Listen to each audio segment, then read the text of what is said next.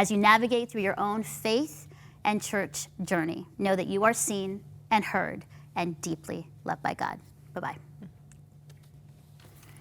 Woo! Okay, that was good. Keep it rolling. Keep it rolling. Okay. Sorry, I just said that as this is the thing. Okay, so how did we feel? Was it, like, this is now the sort of afterthoughts of the show. What did you guys miss? Were there some things that you guys missed that you forgot to say?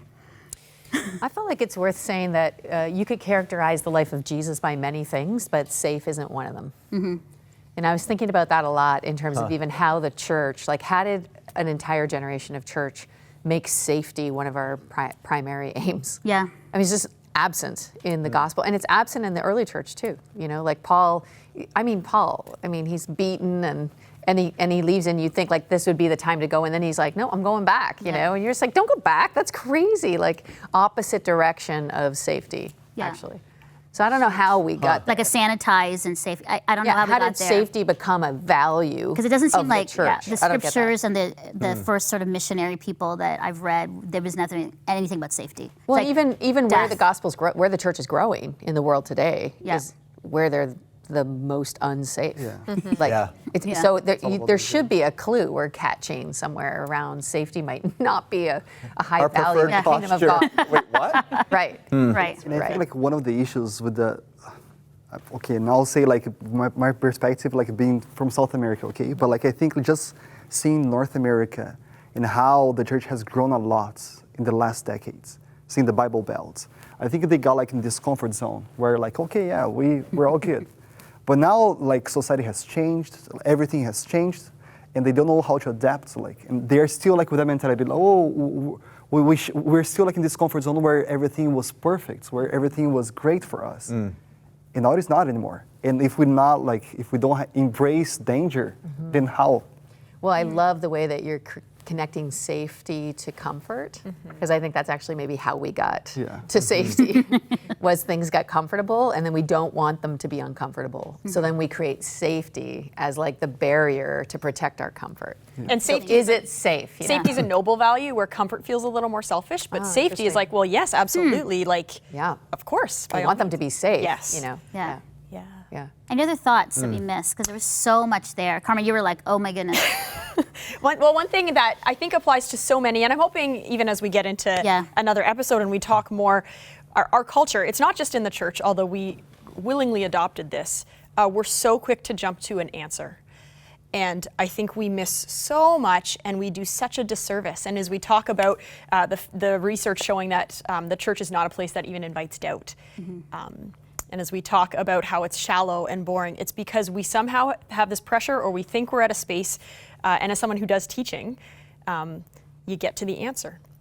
And even as you look at Jewish tradition, and as we look at so much of Scripture, it's written from a posture of there's not supposed to be the one answer. You're supposed to sit in it, wrestle with it, feel a little uncomfortable with it, and allow the mystery of who God is to engage with you in that. Yeah. And I think that is something that we need to pay very close attention to and quickly do a pivot on, because we will continue to do a disservice and miss a depth and a richness to what Scripture holds, what the life of Jesus holds, and what our church communities should be looking like. Yeah, that's good. There's a fantastic video with Bono and Eugene Peterson. I don't know if anyone's seen it. Where he basically is like, I feel so bad for worship leaders because they can't tell the truth. And then he basically says, like, if you're a worship leader, I just like pray that somehow, you'd be able to get the truth out.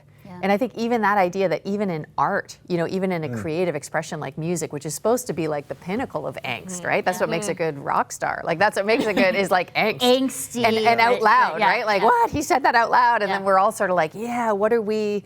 And even in the church, we've even sanitized that so that even the most creative element that should be is sort of answers instead of questions. Yes. Fascinating. I think the thing too that we'll get to, I hope, but I think the whole idea of the church is the institution, but Jesus. The young people aren't like at or upset about Jesus, or they're not like, oh, we don't like him or into him. Like there's a connection there. It's just, I think what you're saying is what the church has created around him. Yeah, as that long they're as not they're discovering him, and Yeah. that's the like if the church is presenting him like themselves. Yeah.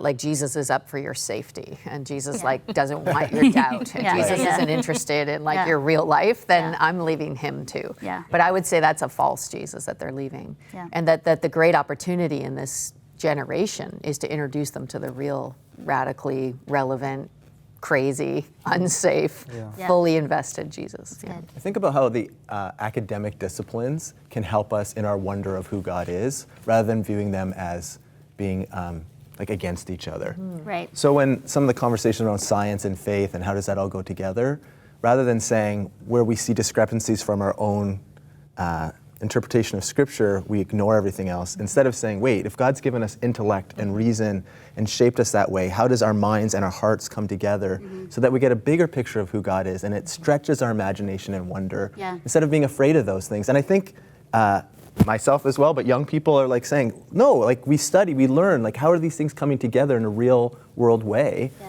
as we follow Jesus? And I think those are good questions, good Those are pursuits. really- And we can do it because we can change. So you have like the Catholic Church, for example, that just like completely killed scientists that were challenging doctrines of the Right. church, and now there's like an entire priesthood dedicated to science. I don't know if you know this, but like right in the Vatican, I there's didn't an know that. entire order that Pope John Paul II instituted this order of priests that would just research science. I didn't know that. cool. That is That's actually really amazing. amazing. Right, and so No if idea. like you're like, wow, okay, if they can do that, they were the ones like Yeah. killing, burning at the stake, Yeah. right? And We they can. shifted Yeah. just with one leader that had this vision that we don't have to let fear dominate this conversation. That Yeah. actually the mystery of the universe will only help us Amazing. understand and wonder Perfect. even more. I mean, I love we That's can do cool. it. That's We can really do good. it. Yeah. Yeah.